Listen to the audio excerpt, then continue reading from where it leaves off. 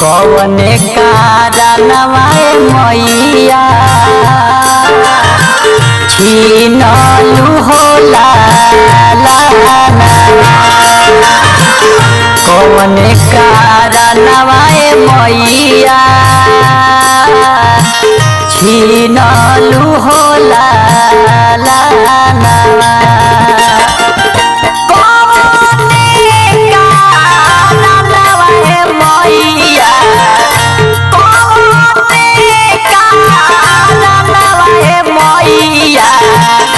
छीनलू होला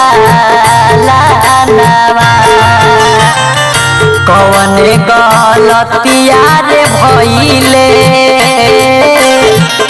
बबुआ भइले सापानवा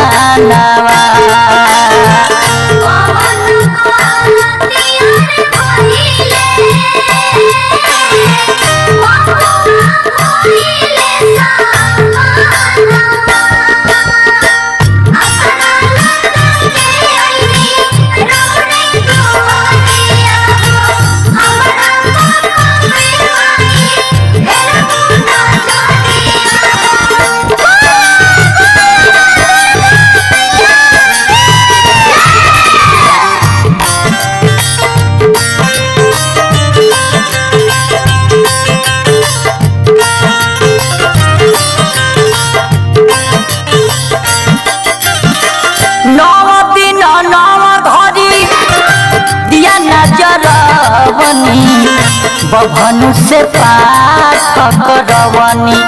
हे माई हो बभनु से पाठ करवनी 9 दिन 9 घड़ी दिया न जलवनी बभनु से पाठ करवनी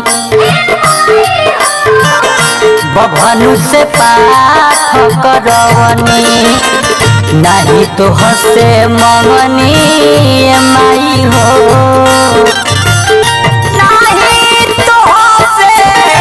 मंगनी माई हो अन धन खा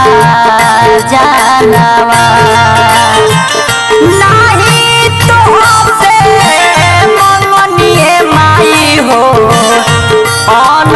धन खा जानवा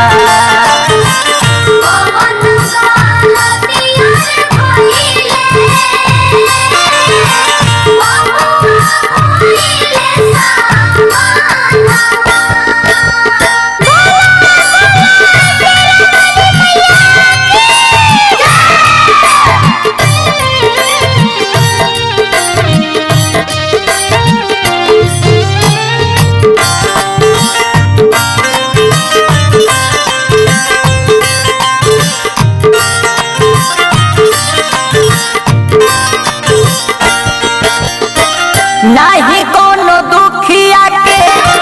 माई हो सतावनी नहीं केहू के भूखे छछनवनी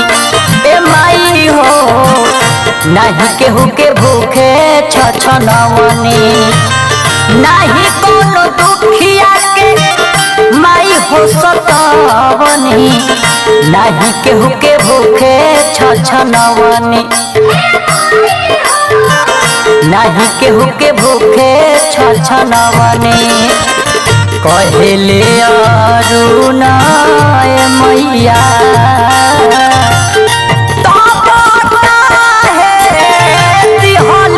मैया विपत्ति के खा जानवा